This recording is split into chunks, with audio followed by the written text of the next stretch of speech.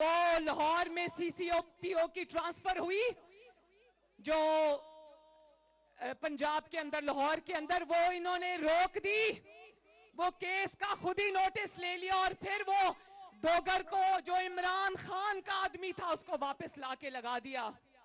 और वो केस सुनते और उसको कहा, भाई तुम इमरान खान के आदमी हो, तुम्हें हम कहीं नहीं जाने देते, तुम्हें यही रखेंगे हम। और उसके बाद वो केस सुनते सुनते अचानक इलेक्शन पर पहुंच गए। अच्छी बात है, मुस्लिम लीग नून इलेक्शन से नहीं डरती। अल्लाह ताला के फजलो करम से मुस्लिम लीग वो वाहिद जमात है जो आज इलेक्शन की तैयारी के लिए मैदान में उतरी हुई है।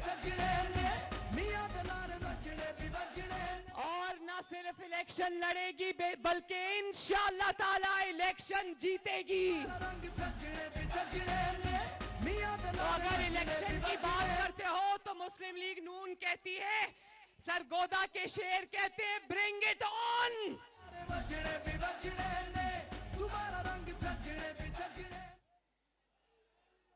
डोगर का केस सुनते सुनते बात इलेक्शन पर जा पहुंची और 9 मेंबर बेंच बनाया, उसमें फिर इन दोनों जजेस को डाल लिया।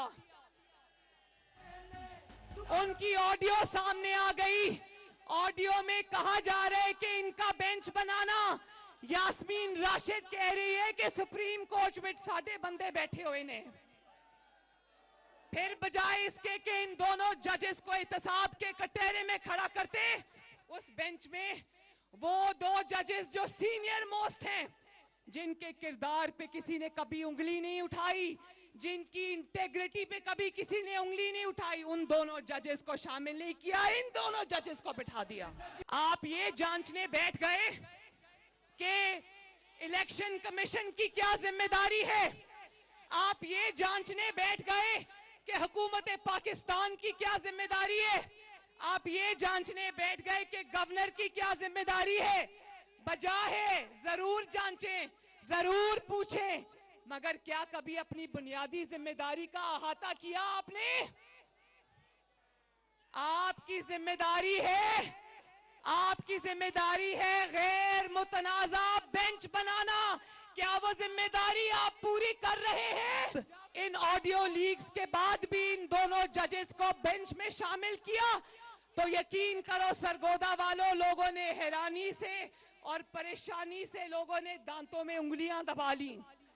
और न सिर्फ सियासी जमातों ने और अवाम ने इतराज किया, बल्कि सारी बार काउंसिल्स ने कहा यह ज्यादती हो रही है और वो रेफरेंस लेकर बैठे इन दोनों जजेस के खिलाफ।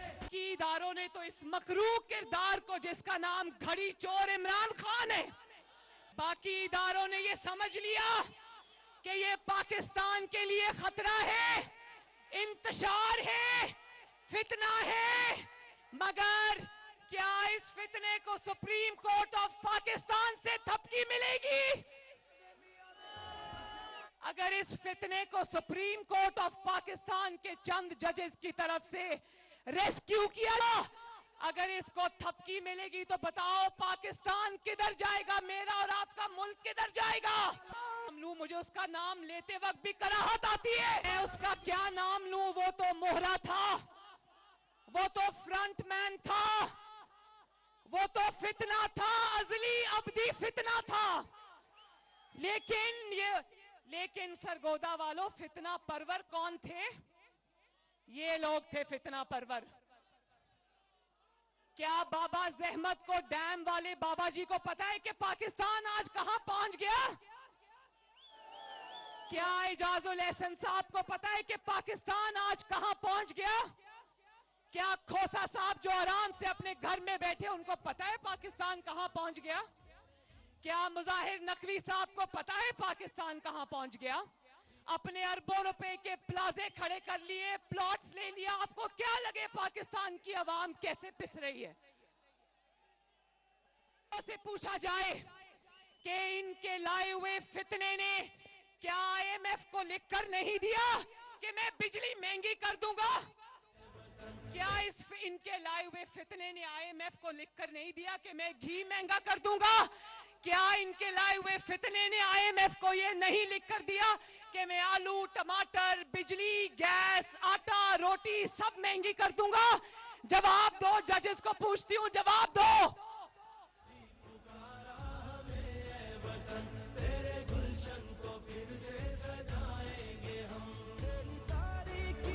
अवाम के इस्तेमाल की कौन सी चीज है जहां पर इन प्यारों की लगाई हुई मोहर नहीं लगी हुई?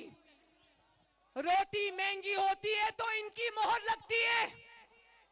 आलू, प्याज, टमाटर, बिजली, गैस, घी, डीजल, पेट्रोल महंगा होता है तो ये कसूरवार है, ये है तुम्हारे कसूरवार।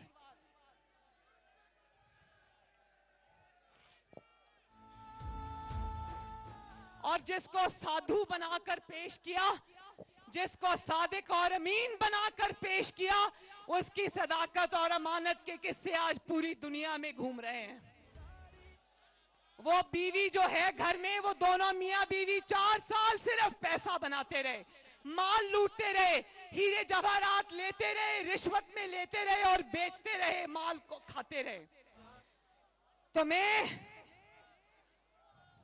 और फिर और सुन लो, वो जरा लगाएं ये, जिसको पंजाब का सबसे बड़ा डाकू कहा, और वो परवेज इलाही जो अभी चंद माह पहले तक कह रहा था पिछली एस्टैब्लिशमेंट इसकी नैपीज बदलती है, आज नैपियां बदलने की जिम्मेदारी परवेज इलाही ने उठा ली है।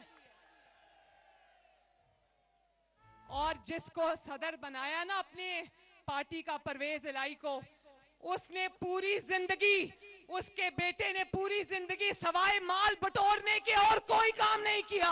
तुम कहते हो ये महंगाई का जिम्मेदार शहबाज शरीफ है। एक दफा तो सच बोल के देखो, तुम्हें खुदा का खौफ नहीं आता? और बुज़दिल इतना कि 5 महीने से टांग पे प्लास्टर लगा के बैठा हुआ है। तो तुम जो वो प्लाजे जो तुमने लूट मार करके बनाए थे, उनका भी प्लास्टर उतर गया, इसका प्लास्टर उतरने का नाम नहीं ले रहा। और रोज जज बुलाते हैं, रोज अदालत बुलाती है, कहता है मेरी टांग खराब है, मैं पेश नहीं हो सकता।